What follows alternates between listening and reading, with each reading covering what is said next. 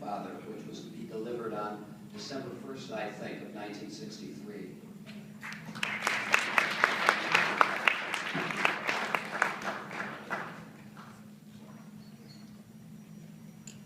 Thank you, and good afternoon. I guess this officially then makes me the third generation of Silvers to be able to speak from the pulpit. It's very exciting.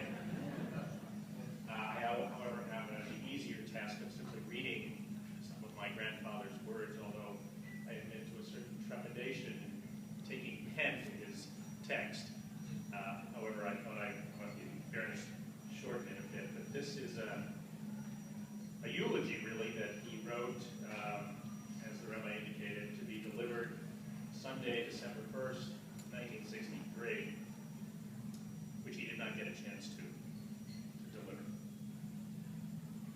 I have reflected much these last few days on the nature of the universal sorrow which the whole world manifested at the tragic death of President Kennedy.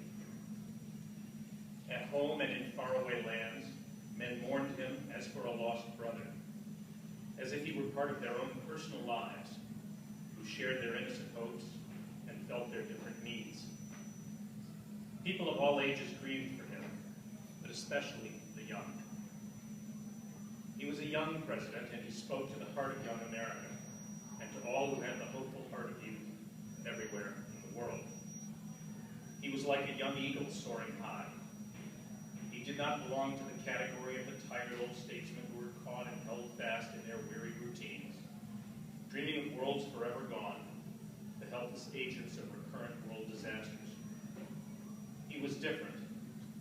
There was dawn in his outlook and spring in his call. He was the torch of a new vision. In his acceptance speech as the Democratic nominee for the presidency, he declared, "Too many Americans have lost their way, their will, and their sense of historic purpose. It is time for a new generation of leadership, new men to cope with new problems and new opportunities." And in his inaugural address, he sounded a clarion call, which I'm sure you all will recognize. Let the world go forth from this time and place, to friend and foe alike, that the torch has been passed to a new generation of Americans. The new generation responded to his summons and challenged. Here at last was their true leader, their eloquent spokesman, young in years and young in heart, ready to lead them in a new crusade, and by the fire of a new faith, build a new Jerusalem. Where did President Kennedy find the torch which he declared would now be passed to a new generation? A generation born in this century, tempered by war, disciplined by a hard and bitter peace, proud of our ancient heritage. What was this ancient heritage?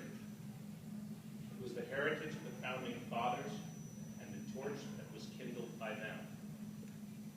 He called upon his generation time and again, as did Lincoln, to come back to the great landmarks of the Declaration of Independence. He applied the old ideals of our country to the grave problems and the menacing conditions of our new age, and they became even more luminous and more urgently relevant than when they were first promulgated. An unbroken chain of fervent human aspirations binds the age of Washington, the age of Lincoln, and now the age of Kennedy. The unremitting struggles by men for larger freedom, for their basic human rights, for the dignity of man. President Kennedy was young and appealed to the heart of young America, but he was also wise, with the wisdom which men, not altogether wisely, associate with age. He had the ardor and enthusiasm of youth, but not its inexperience. He had vision, but he was not a visionary. He was an urbane, thoughtful, cultured, well-informed human being, forceful in action, but tactful and moderate in speech and manner. He faced reality.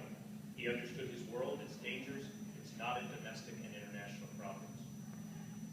He understood full well the limitations of his high office and his own personal powers to set all things aright.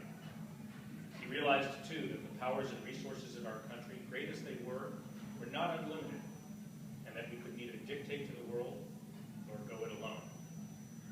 He understood also the limits of military power.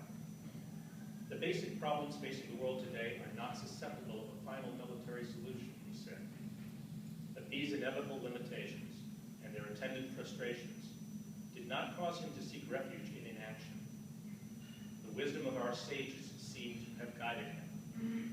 As it is said, thine is not the duty to complete the task, but neither art thou free to desist from it. In a dangerously poised world, and with an awesome responsibility resting upon his shoulders, he moved cautiously, but he moved. He acted with deliberateness and circumspection, but he acted. He failed, but he tried again. He would not permit himself to be angered or disheartened or goaded into quick reprisals. But neither was he ever deflected from his main purpose. He understood that the art of government was the art of compromise, but never on principle. He stood immovable as a rock when the basic principles of our Constitution or the basic rights of man were involved. He was not doctrinaire. He knew how to bend as a tree bends before strong winds, but his roots always remained firmly set in the earth. He saw clearly the dangers of our age. He had been summoned to lead our nation in an hour of maximum danger, but with open eyes and a stout heart, he confronted them. He faced the danger of the nuclear age. He built up the military strength of our nation so that it might act as a deterrent to aggression and war. But while so engaged, he explored every avenue to discover some basis of agreement whereby the dangers of a nuclear war might be lessened. After many repeated trials and failures, he succeeded in arriving at an agreement with the Soviet Union on a nuclear test ban. It was an important achievement, even though it was not a guarantee against nuclear war. He was opposed to an arms race with the Soviet Union, though in the few brief years he had in office, he unfortunately could not make much headway. It is, he said, our intention to challenge the Soviet Union, not to an arms race, but to a peace race, to advance step by step, stage by stage, until general and complete disarmament has actually been achieved. President Kennedy tried to mitigate the bitterness of the Cold War. He did not hate, and in this he was far ahead of most people, in whose midst hate now stalks like a dark apparition, like a pestilence walketh in darkness, or a destruction that wasteth at noonday. He summed up his attitude in his inaugural address. To the nations who would make themselves our adversary, we offer not a pledge, but a request, that both sides begin anew the quest for peace, before the dark powers of destruction unleashed by science engulf all humanity in planned or accidental self-destruction. So let us begin anew, both remembering on both sides that civility is not a sign of weakness, and sincerity is always subject to proof. Let us never negotiate out of fear, but let us never fear to negotiate. He would not be imposed upon. When he saw a clear and present danger to the security of America, he acted with a firmness and dispatch which astounded the world, as when he forced the Soviet Union to dismantle the long-range missile bases in Cuba. When he felt that an unfair advantage was being taken of the American people, he again acted with startling forcefulness, as when he compelled the powerful steel companies to rescind their price increases after he had persuaded American labor to accept lower wage terms. Kennedy also saw the danger to the free world in the condition of misery, impoverishment, and backwardness of the underdeveloped countries of the world. Freedom, he knew, cannot thrive in an explosive, resentful world which can find its release from intolerable economic conditions only in revolution. And so he developed an extensive program of aid to oppressed areas of the earth. He called into being the Alliance for Progress to help the peoples of Central and South America to mobilize their own resources and energies to raise the standard of living of their people. He created the Peace Corps, the most noble and beautiful act of his career.